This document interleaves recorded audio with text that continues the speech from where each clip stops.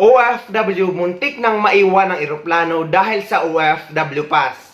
Sa haba ng pinila niya sa immigration na halos abutin ng 2 oras, at nung nakaharap na siya sa immigration officer, saka pala niya malalaman na hindi pa pala pwede gamitin ang OFW Pass na dala niya. Buti na lang ay sinabihan siya ng immigration officer ng dapat niyang gawin na pumunta sa POA desk sa loob ng airport or yung tinatawag na Migrant Workers Airport Assistance para kumuha ng OAC exemption.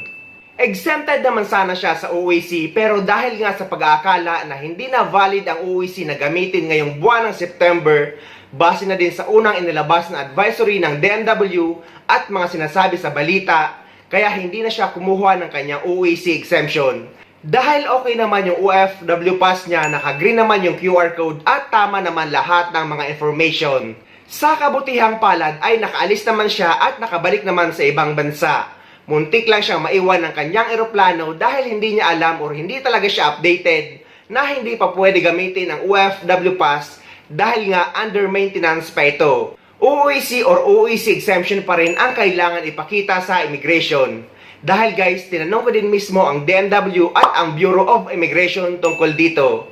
At pareho lang sila ng sinabi or ng sagot na hindi pa maayos ang OFW Pass dahil under maintenance pa ito. Maghihintay pa tayo ng bagong advisory or ng update tungkol dito.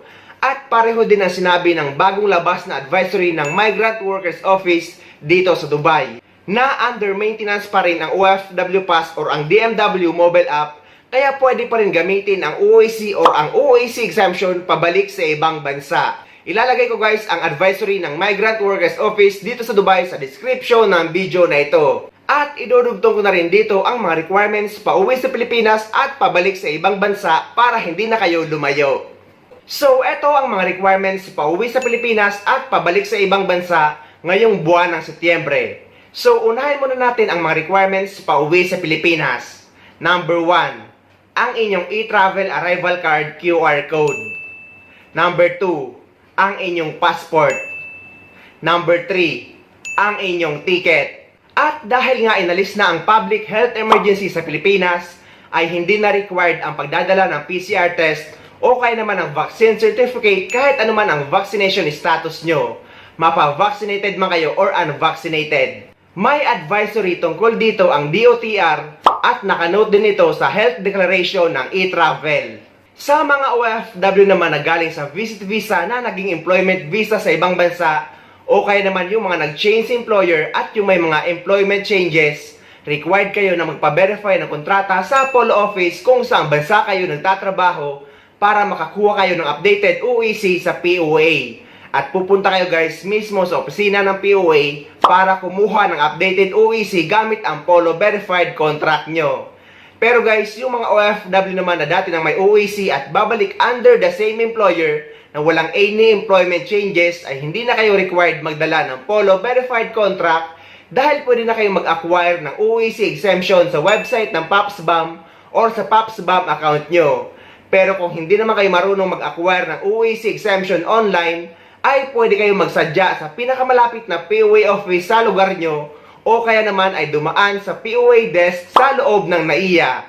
Bukas sila 24/7 at pwede kayong magpa-print ng OEC exemption sa kanila. Sa mga OFW naman na magagaling sa Taiwan at Saudi Arabia, may additional requirements kayo pa uwi sa Pilipinas kagaya ng exit at re-entry visa. Kailangan nyo ito guys para makauwi kayo sa Pilipinas at para makabalik kayo sa bansang Saudi at sa bansang Taiwan. Dito kasi guys sa United Arab Emirates ay wala naman tinatawag na exit at re-entry visa. Pumunta naman tayo sa mga requirements pabalik sa ibang bansa. Number 1, ang inyong e-travel departure card QR code. Guys, paulit-ulit kong sinasabi at paulit-ulit pa rin may nagque-question sa akin or nagsasabi na hindi naman hinahanap ang e-travel departure card sa immigration, kaya hindi na daw kailangan mag-register dito.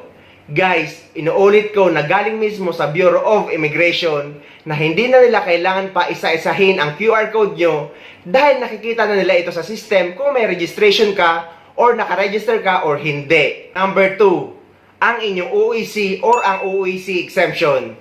Guys, pinapaalala ko ulit na mananatili pa rin tayo sa paggamit ng OEC or ng UEC exemption sa mga OFW na pabalik sa ibang bansa.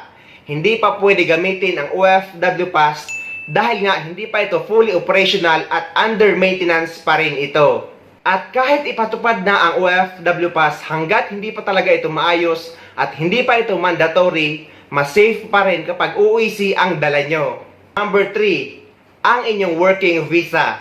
Kapag nandito naman kayo sa United Arab Emirates, ay wala na sa passport ang visa natin. Dahil ang Emirates ID na natin ang nagsisilbing visa natin dito. So kapag pabalik kayo sa ibang bansa ay yung Emirates ID na ang ipapakita nyo sa immigration. Number 4, ang inyong passport. Number 5, ang inyong ticket. Number 6, ang inyong OWA membership. Guys, hindi ko naman yata kailangan pa paulit-ulit na sabihin or ipaliwanag kung bakit lagi kong sinasabi ang OWA membership na kailangan natin kumuha nito kahit hindi naman ito hinahanap sa immigration. Dahil guys, mahalaga ang OWA membership para sa ating mga OFW. Hindi ka rin maituturing na documented or fully documented OFW kapag hindi ka miyembro ng OWA. At kailangan mo mag-renew nito kada 2 taon dahil 2 taon ang validity ng ating OWA membership. So ayun guys, sana may nakuha kayong idea at sana nakatulong ang video na ito sa inyo. At sa mga hindi pa dyan nakasubscribe sa channel ko, please don't forget to subscribe my YouTube channel and please click the notification bell para lagi kayong updated sa mga upcoming videos na gagawin ko tungkol sa mga updates sa ating mga OFW. Mula dito sa Dubai, maraming salamat. See you next time!